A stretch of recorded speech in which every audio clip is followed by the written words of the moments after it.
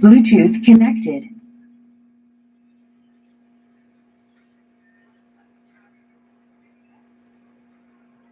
Ang pambansang awit ng Pilipinas.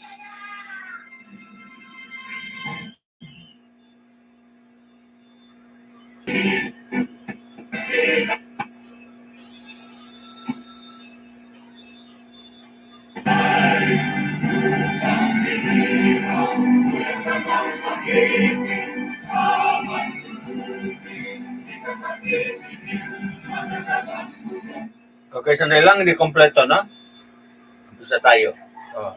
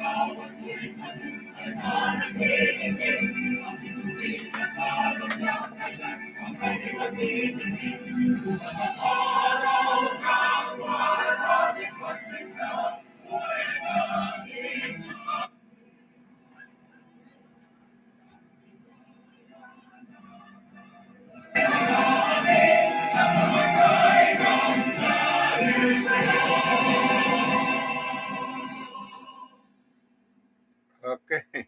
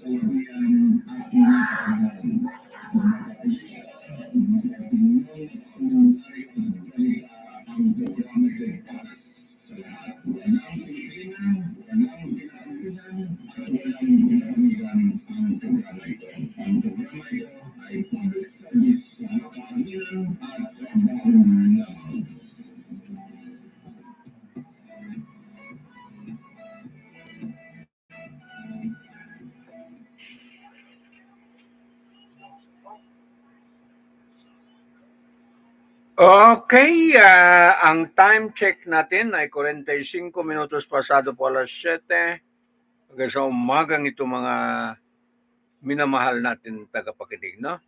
Okay ba, shout out sa lahat po ay tutok sa atin sa programa mga suki, no? Ayan. Anong kalendaryo natin ngayon, no? Okay, ang kalendaryo natin 22 minutos. Okay, basado po ng hindi po, hindi pasado po lang. 22 ang araw na ito. Okay, araw ata ng Huwebes. Taon ng Huwebes, no? Pebrero 2024 ang pasok ng programa natin, no? Okay, nandito naman ako sa Consolidated News natin. Babati tayo. Good morning, good morning, good morning. Magandang umaga. Okay, sa universal greeting natin. Assalamualaikum warahmatullahi ta'ala wabarakatuh. Okay, sa lahat po ng kampi natin sa programa po ng Halo-Halo Special, Opinion, Balita at iba pa. Kasama po serbisyo publiko tinig ng mamamayan. And then, ugnayan natin sa mamamayan. Okay, connection natin sa mamamayan. Okay, sa lahat ng ay connection natin po. Okay, dito po sa ADLSNTV News Online Network. Ayan. Okay, sandali lang mga suki, mga kababayan, no? Ano ang unahin natin?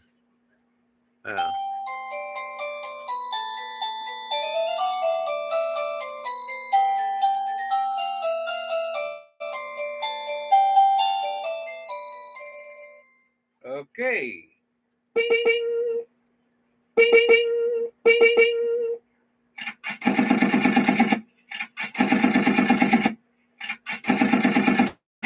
Female voice, male voice, lolly voice, monster voice. Okay, malapit naman ang birthday ko. Okay, okay, talagang tumanda po araw-araw.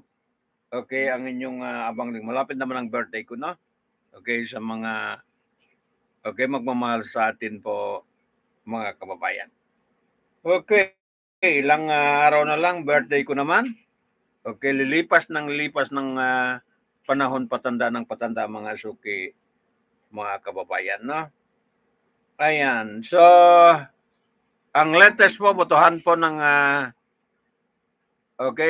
pinarig ko kagabi, ang botohan po ng United Nations Security Council, permanent 15 members, ng bansa, ay 13 ang bumoto.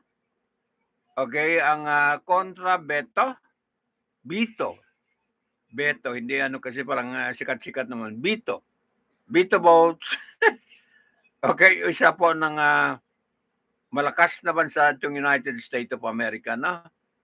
Okay, so kaya nga napaso. Okay, itong resolution lang nangyari, kahit pa majority ang bumoto, pag isa ang superpower mag-veto po, ay hindi po makalusot po sa United Nations Security Council. Ayan po, botohan kahapon ba o kagabi? So, wala po inasahan. Okay, ang pagkaroon na po ng ceasefire, wala po. Negative po mga suki, na. Okay, sa lakas ng bansa ay para maglabin na magkaroon po ng ceasefire, wala po. Negative po mga suki, na. Okay, maraming rason at palagay ko narinig nyo kagabi yung mga botohan. Ayan. Bakit po ay in-object po ng US representative sa UN at saka itong foreign minister po ng Israeli government, mga suki, no? So wala din po nangyari sa kalagayan, balik sa normal itong sa problema po ng mga Palestino diyan po sa Gaza Strip. Okay, sa Rafah City, wala po nangyari mga suki, mga kababayan. Okay, so anong sa masama, anong masabi natin, sabar na lang mga suki, mga kababayan, no? Okay. Wala po nangyari, no? Okay, so yan ang latest may sabi natin sa umagang ito. Yung botohan po ng kompleto po na parinig natin kagabi. Okay, sa recorded audio galing po sa United Nations headquarter po sa New York City, mga suki, no? Ayan. Okay, sandali lang.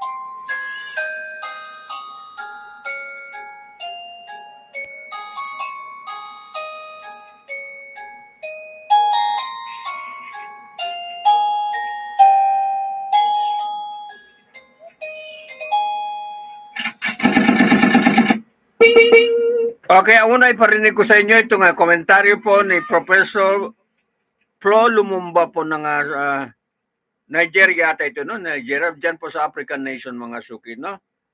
Okay. Ayan. Ang stand niya po, okay, no powers everlasting, their power will expire, for the world demands true peace.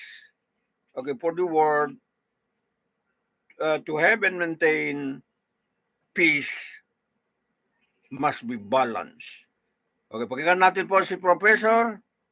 Okay, Flo Lumumba po ng okay, isang aktivista. Okay, komentaryo niya sa Amerika, mga suki, mga kababayan, no? Number 3, maintain positive self-talk. Okay, sana yun ako. Bakit yun? Okay, bakit bigla nawala? Hala. Mga suki, no? Okay, sandali lang. Puntahan natin uli po, mga suki. Ayan, bigla lang grabe ito. Okay, sandali lang.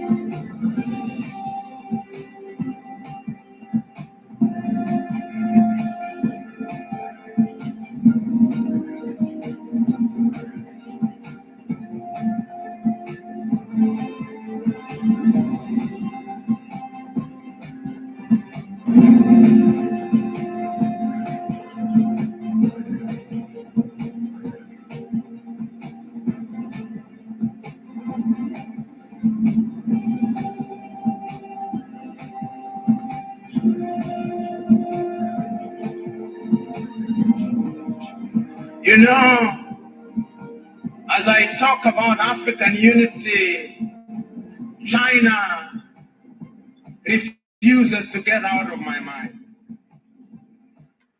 And I hope I'm wrong. But the Chinese know that we are disunited. And they know that in our disunited state, we can be manipulated. And they are in the process of manipulating us. So today, there is not a single African country in which the Chinese have not built a stadium. They think we love stadia. There is not a single African country in which they are not building some roads. The Chinese are capable of delivering 3 types of qualities of the things they do. Quality number 1, they take to the United States of America and Europe. Quality number 2, they take to their fellow Asian countries, including India. Quality number 3, which is at the very bottom, they dump in Africa, and the Africans consume them gleefully.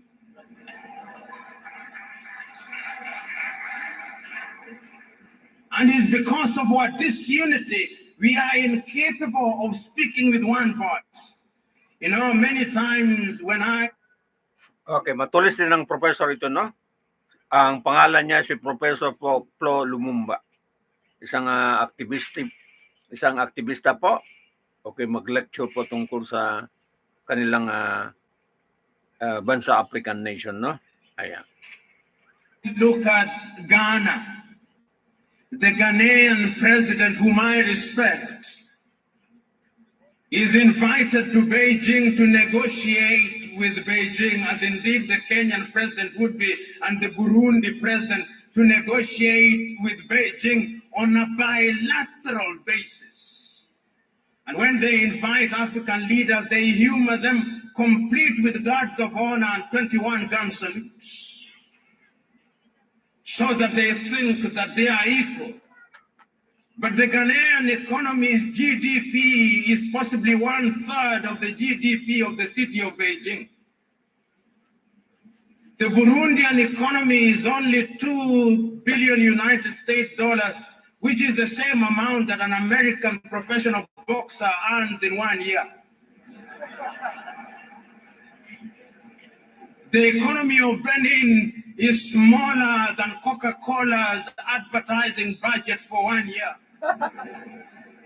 In other words, African economies are Mickey Mouse economies, which cannot compete.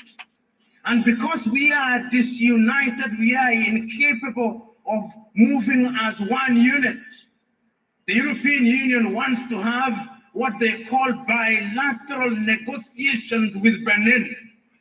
The European Union's combined economy, perhaps the largest market in the world today, is something in the neighborhood of 14 trillion United States dollars if you combine the European Union economy, and you have bilateral negotiations with Benin.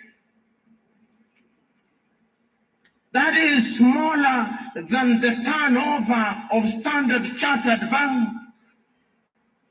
In other words, the president of Standard Chartered Bank could very well be the one negotiating with the president of Benin, if we were to be realistic. But that is because we are disunited. And I'm submitting to us that the only antidote to that is our unity. I know, as I said yesterday, that there are already efforts to move Africa in the direction of unity at the economic front, but the suspicions in Africa are too great. The African politician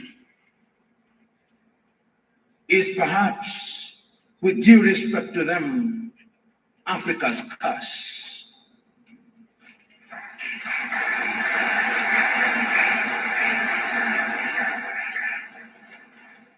For 5 months, we've been waging an unprecedented political campaign.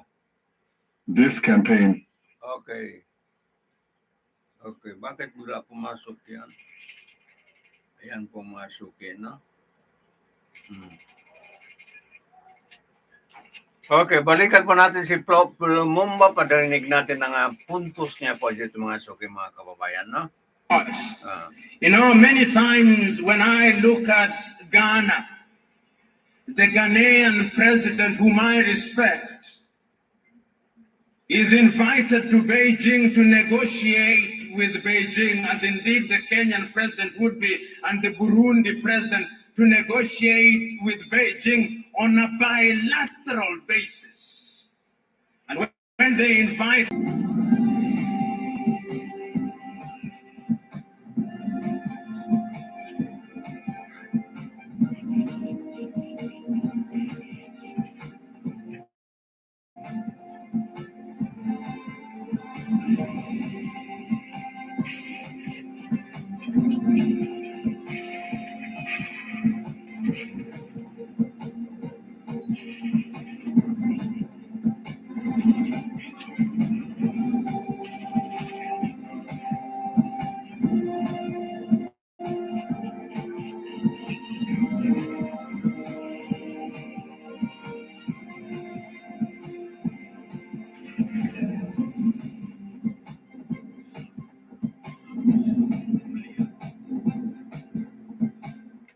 Okay, pakinggan naman natin itong si President po ng Rapasora. Okay, magaling din ito mga kababayan, no? Okay, ng South Africa. Okay, dyan po sa bayan po ng great leader nila si Nelson Mandela, mga suki, no? Pakinggan natin si President Rapasora. Okay.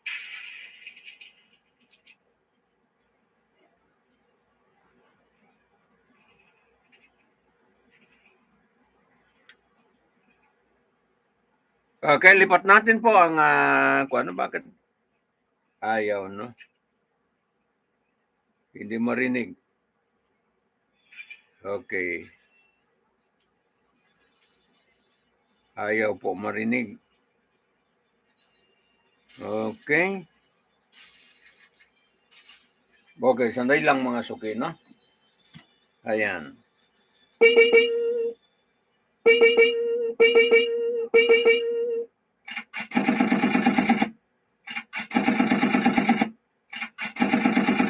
Female voice, male voice, lolly voice, monster voice.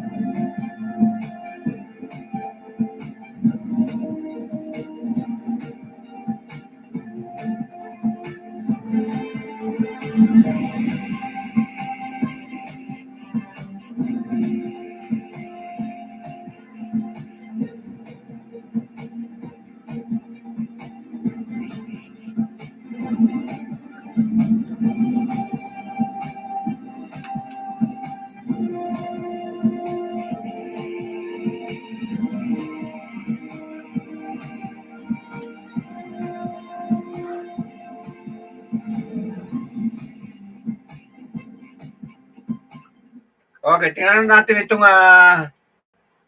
stand po ng Egypt. Okay pa tungkol po rito sa Palestinian state, mga kababayan. Pakinggan natin kung pwede.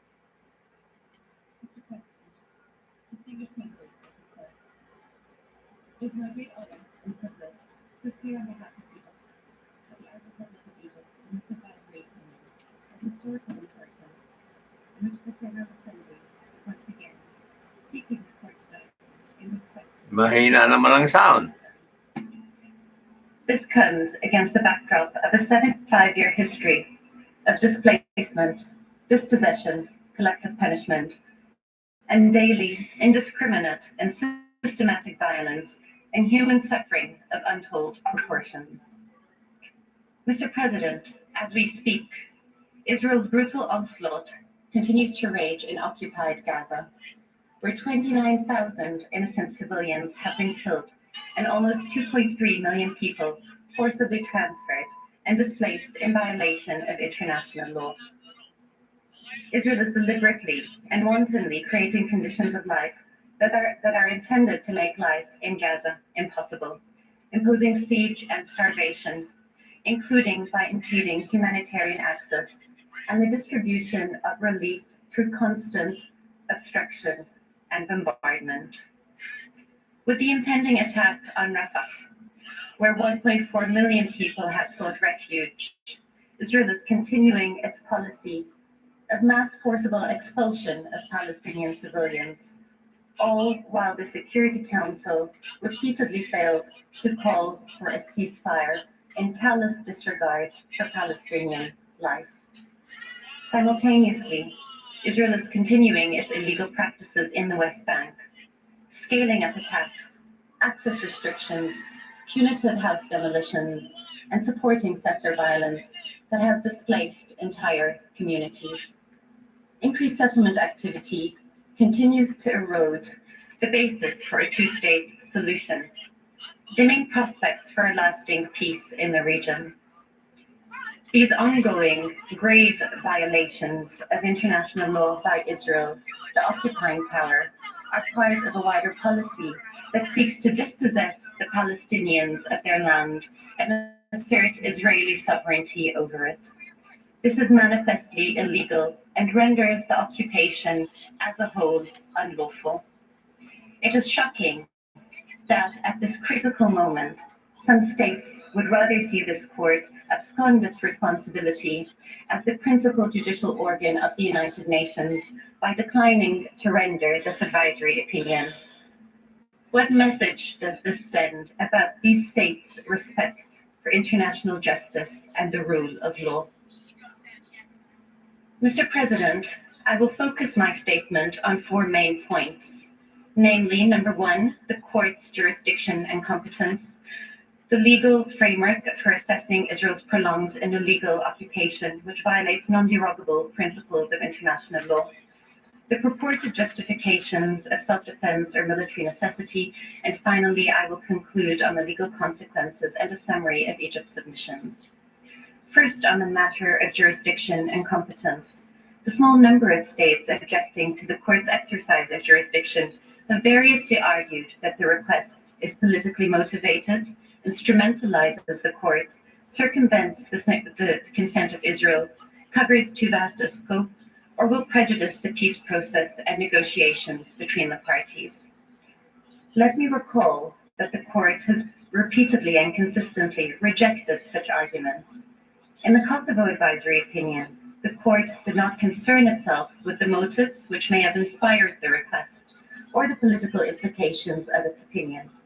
Since the General Assembly is duly authorized under Article 96(1) of the UN Charter and brought forth its request through a validly adopted resolution, the request, in the court's own words, in principle, should not be refused. In the nuclear weapons and Chagas advisory opinions, the court refused to second-guess the decision of the General Assembly, stating that it has the right to decide for itself on the usefulness of an opinion in light of its own needs. Distinguished members of the court, the General Assembly has turned to this august court with what is manifestly a legal question, seeking a legal answer that would indisputably assist in discharging its functions. Allow me to recall that this very court, in the Wall opinion, affirmed the UN's permanent responsibility for the question of Palestine until such time as it may be resolved in all its aspects in a satisfactory manner in accordance with international legitimacy. In the Wall opinion, the court found no merit in the proposition, echoed by some in these proceedings, that the ongoing negotiations constituted a compelling reason to decline its competence. It reached a similar conclusion in the nuclear weapons advisory opinion after noting that its opinion would have relevance for the continuing debate on the matter in the General Assembly and would present an additional element on the matter. Indeed, rather than prejudicing the peace process, the present advisory opinion serves not just as an additional element, but rather an essential one for the General Assembly to continue to carry out its role in relation to the Palestinian-Israeli conflict. This is absolutely critical given the complete absence of any real prospect for a peaceful solution. The court cannot possibly turn its back on the swath of jurisprudence or disregard the many compelling reasons for it to honor the General Assembly's request. As summarized so aptly by the representative of Palestine, the Middle East region yearns for peace and stability, and a just, comprehensive, and lasting resolution to the Palestinian-Israeli conflict, based on the principles of international law and the establishment of a viable Palestinian state on the pre-1967 lines, with East Jerusalem as its capital. The legal determination by the court in the present advisory opinion is indispensable to guide the General Assembly and the international community to achieve this objective. Second, Mr. President, I turn to the question of the ongoing violation by Israel of the right of the Palestinian people to self-determination from its prolonged occupation, settlement, and annexation of the Palestinian territory occupied since 1967.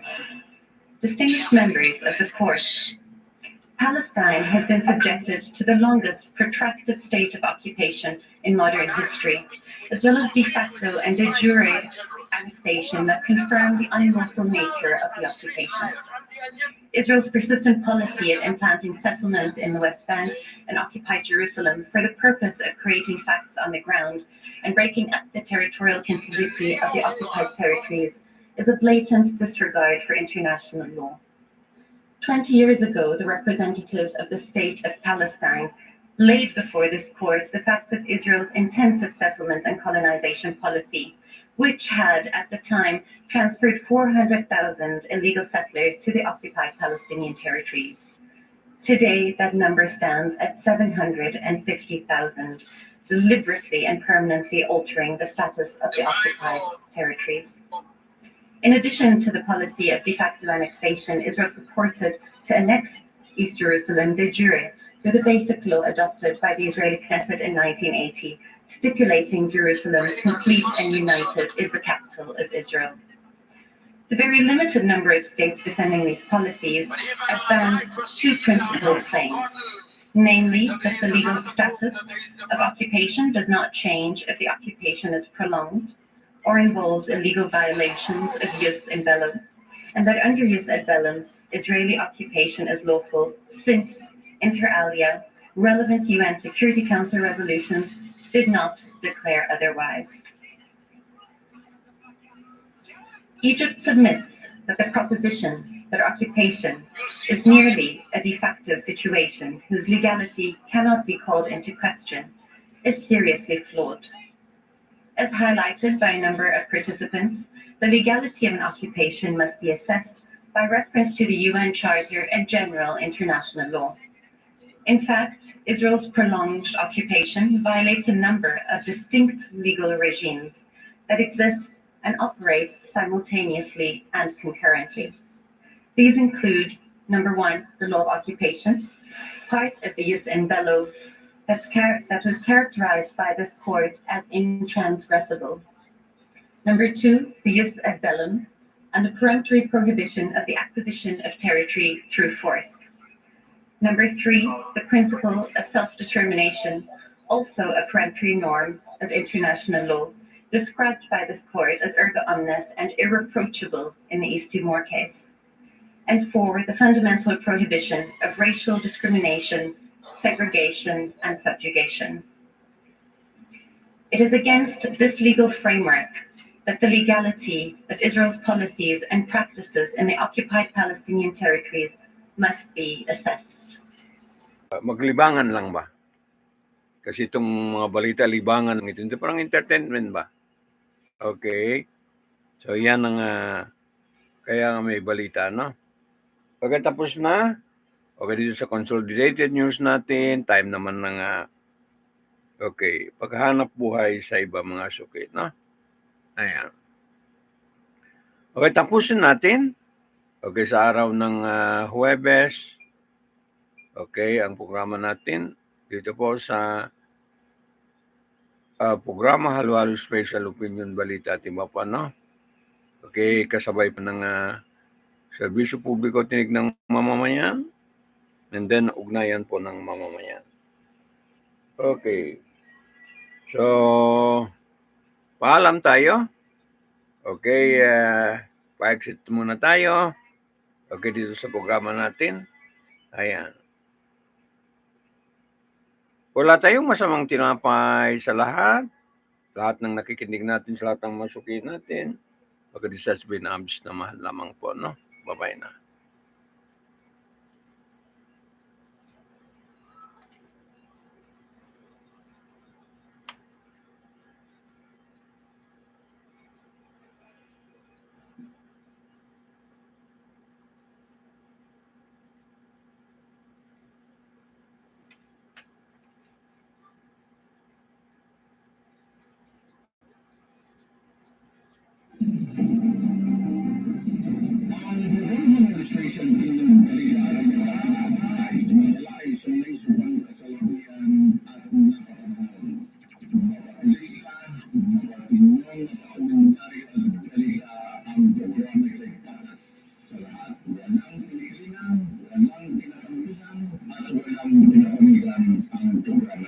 Ang programa ito ay public service sa makahamilan at